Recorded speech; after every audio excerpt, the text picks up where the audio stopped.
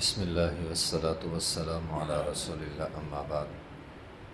یہ صفحہ نمبر ہے 272، آیت نمبر ہے 1، 2 اور 3۔ اعوذ باللہ من الشیطان الرجیم، بسم اللہ الرحمن الرحیم، الف لام میم صاد، کتاب انزل الیک فلا یکن فی صدرک حرج منہ لتنذر بہ وذکریٰ للمؤمنین، اتبعوا ما انزل الیکم من ربکم ولا تتبعوا من دونہ اولیاء قلیلا ما تذکرون۔ الف لام میم صاد، اللہ اعلم بمرادہ۔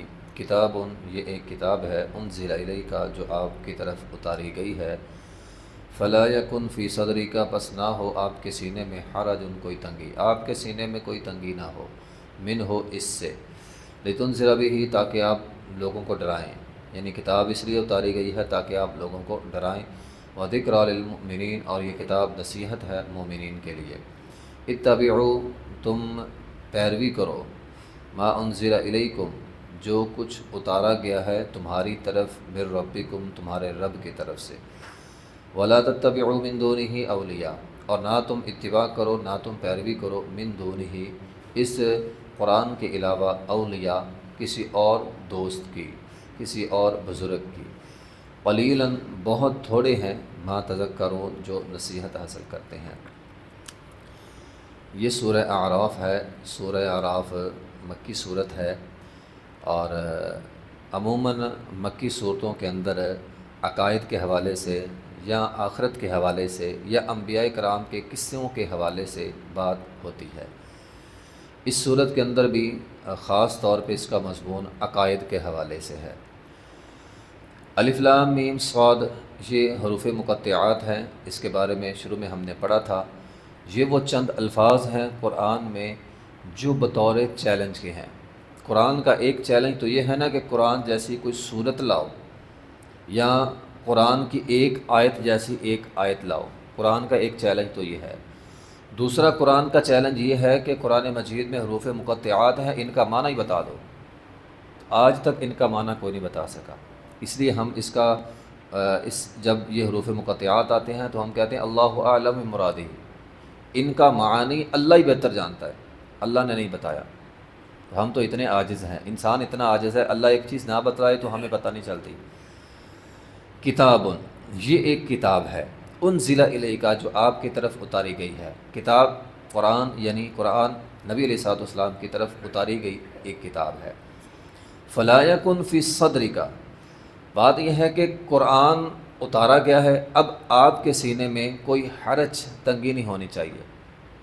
حرج ویسے لغوی طور پر جھاڑیوں کو کہتے ہیں، اور جھاڑیاں بڑی تنگ ہوتی ہیں، یا جو ہے نا وہ کسی تنگ جگہ کو، یا درختوں کے ایسے جھنڈ کو کہتے ہیں جو آپس کے اندر ملے ہوتے ہیں۔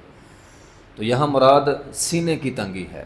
بعض اوقات سینے میں مختلف جب خیالات آتے ہیں نا، اس وقت وہ خیالات جب بہت زیادہ آئیں تو انسان کا سینہ جو ہے وہ تنگ ہو جاتا ہے۔ تو نبی علیہ الصلوۃ والسلام کو کہا جا رہا ہے کہ آپ اپنے سینے میں تنگی محسوس نہ کریں۔ اب نبی علیہ الصلوۃ والسلام تنگی کب محسوس کرتے تھے؟ جب آپ تبلیغ کرتے تھے، جب آپ قرآن کی دعوت لوگوں کو دیتے تھے، لوگ بات نہیں مانتے تھے، اور مشرکین مکہ نے تو نبی علیہ الصلوۃ والسلام کو نعوذ باللہ ثم نعوذ باللہ جادوگر، مجنون، پاگل، دیوانہ، اس طرح کے جو ہے وہ القابات دیتے تھے۔ تو ظاہر سی بات ہے نبی علیہ الصلوۃ والسلام انسان بھی تھے، بشر تھے نا، انسان تھے، تو بعض اوقات انسان کا سینہ تنگ ہوتا ہے، یار میں ان کو سمجھاتا ہوں یہ الٹا مجھے جادوگر کہہ دیتے ہیں، میں انہیں نصیحت کرتا ہوں یہ الٹا مجھے مجنون نعوذ باللہ کہہ دیتے ہیں۔ تو ان باتوں سے نبی علیہ الصلوۃ والسلام کا سینہ تنگ ہوتا تھا۔ لعلک باخع نفسک الا یکونوا مؤمنین، اور ایک وجہ یہ ہوتی تھی کہ نبی علیہ الصلوۃ والسلام یہ چاہتے تھے کہ میں ان کو دعوت دوں، یہ میری دعوت مان لیں۔ جب آپ کی دعوت قبول نہیں کرتے تھے تو آپ کا سینہ تنگ ہوتا تھا۔ ظاہر سی بات ہے، آپ ایک آدمی پر بہت زیادہ محنت کریں، اسے دین سمجھائیں، بہت زیادہ محنت کریں، آگے سے وہ بات ہی نہ مانیں، اس چیز سے بھی سینہ جو ہے وہ تنگ ہوتا ہے۔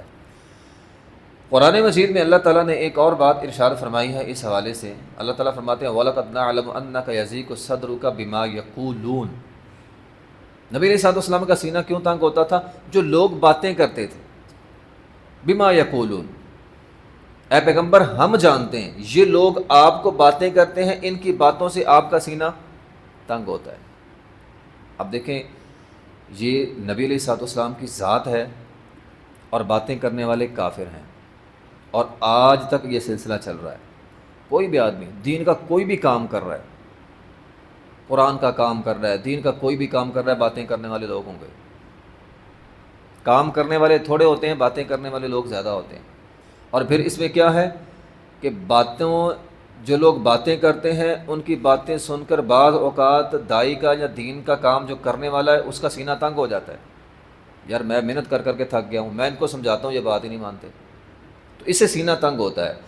لِتُنذِرَ بِهِ وَذِكْرَىٰ لِلْمُؤْمِنِينَ، تاکہ آپ ان کو ڈرائیں۔ ڈرانا کن کو ہے؟ وہ لوگ جو ابھی مسلمان نہیں ہوئے یا وہ لوگ جو نئے نئے آ رہے ہیں۔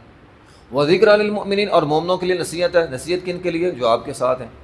اب دیکھنا، ایک کوئی بھی مسئلہ آتا ہے، جو بندہ نیا ہے اس کے لیے تو وہ مسئلہ نیا ہے، اس کو ڈرائیں۔ جو پہلے سے ساتھ موجود ہیں، جو جڑے ہوئے لوگ ہیں، جو بار بار مسئلے سن رہے ہیں، وَذِكْرَىٰ لِلْمُؤْمِنِينَ، یہ قرآن ان کے لیے یاد دہانی ہے۔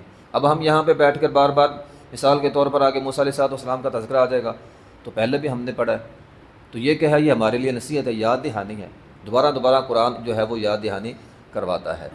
تو بہرحال اس آیت میں جو ہمارے لیے سبق ہے وہ یہ ہے، کوئی بھی آدمی دین کا کوئی بھی کام کر رہا، نیکی کا، خیر کا کوئی بھی کام کر رہا، وہ دعوت کا کام ہے، وہ کسی بھی قسم کی خیر کا کام ہے، اس کی حوصلہ افزائی کرے، حوصلہ شکنی نہ کرے۔ حوصلہ شکنی سے سینہ تنگ ہوتا ہے۔ اب نبی علیہ الصلوۃ والسلام کا سینہ تنگ ہو رہا ہے تو عام بندے کا تو بالاولیٰ تنگ ہوگا۔ کوئی بھی آدمی کسی بھی قسم کا کوئی بھی خیر کا کام کرتا ہے، آپ اس کا ساتھ نہیں دے سکتے، کم از کم اس کی حوصلہ شکنی نہ کرے، حوصلہ افزائی کرے۔ حوصلہ شکنی سے سینہ تنگ ہوتا ہے۔ تو بہرحال دوسرا سبق جو ہے وہ قرآن مجید میں ہی اس آیت کے حوالے سے اللہ تعالیٰ نے دیا ہے، اے پیغمبر آپ کا سینہ تنگ ہوتا ہے لیکن تنگ ہونا نہیں چاہیے، تنگ کرنا نہیں ہے آپ نے۔ وَاصْبِرْ نَفْسَكَ وَاصْبِرْ وَمَا صَبْرُكَ إِلَّا بِاللَّهِ، آپ نے اللہ کے نام پہ صبر کرنا ہے۔ لوگ باتیں کرتے رہیں، آپ اللہ کے نام پہ صبر کریں۔ وَلَا تَحْزَنْ عَلَيْهِمْ، غم نہ کریں۔ وَلَا تَكُ فِي ضَيْقٍ مِّمَّا يَمْكُرُونَ، جو لوگ آپ کے خلاف مکر کرتے ہیں آپ کا سینہ ان سے تنگ ہونا نہیں چاہیے۔ ہاں سینہ تنگ ہونا نہیں چاہیے لیکن ہو جاتا ہے، انسان ہے۔ اتبعوا ما انزل الیکم من ربکم، اے پیغمبر آپ نے کیا کرنا ہے کہ آپ نے اتباع کرنی ہے۔ کس کی اتباع کرنی ہے؟ اب اللہ تعالیٰ نے یہ دیکھو بالکل سادہ ترجمہ ہے اس آیت کا، جو اللہ نے آپ پر اتارا ہے آپ نے اس کی اتباع کرنی، بس بات یہ ہے۔ اللہ نے یہ نہیں کہا فلاں کی بات مانو، فلاں کی بات مانو۔ یہاں لوگ یہ کہتے ہیں نا ہم کس کی بات مانیں، فلاں مولوی یہ کہتا ہے، فلاں مولوی یہ کہتا ہے، فلاں مولوی یہ، ابھی مولویوں کو کہنے دو۔ اتبعوا ما انزل الیکم من ربکم، جو تمہارے رب نے اتارا ہے اس کی بات مانو بس۔ اللہ نے کیا اتارا ہے؟ قرآن، نبی علیہ الصلوۃ والسلام کا فرمان۔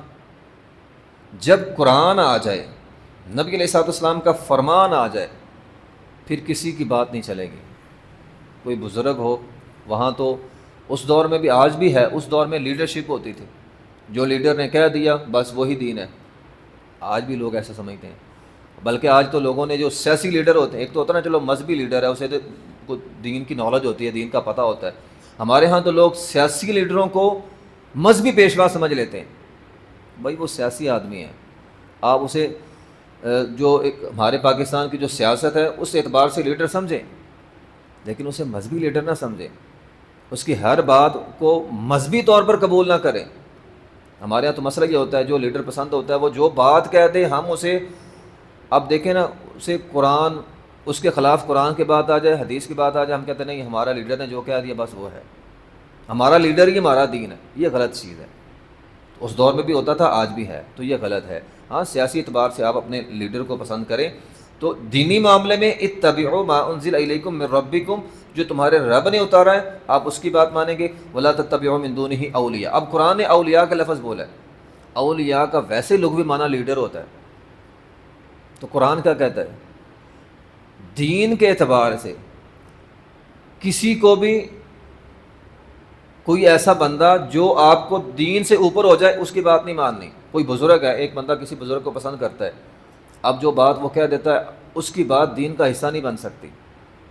دین کے معاملے میں ولا تتبعوا من دونہ اولیاء، کسی اور کی بات ماننی نہیں ہے، دینی لحاظ سے نہیں ماننی، باقی ٹھیک ہے دنیا داری میں آپ مانیں، آپ کا کوئی بزرگ ہے یا کوئی سیاسی لیڈر ہے ٹھیک ہے آپ اس کی بات مانیں، لیکن جب بات دین کی آ جائے قرآن کی بات ماننی ہے، حدیث کی بات ماننی ہے، اس کے علاوہ کسی اور کی بات نہیں ماننی۔ قلیلا ما تذکرون، تو بہت کم ہے جو نصیحت حاصل کرتے ہیں۔ اس کا ایک مطلب تو یہ ہے کہ نصیحت حاصل کرنے والے بہت کم ہیں، اور دوسرا مطلب یہ ہوتا ہے نصیحت بندے کو بڑی تھوڑی دیر کے لیے رہتی ہے، بندہ بعض اوقات بھول جاتا ہے، قرآن کی بات سنتا ہے، حدیث کی بات سنتا ہے، دل نرم ہوتا ہے، بعض اوقات پھر بھول جا، ختم ہو گیا سارا۔ تو نصیحت آدمی کو حاصل کرتے رہنا چاہیے۔ بہرحال قرآن ہی اصل نجات ہے، یہ دنیا میں بھی اور آخرت میں بھی۔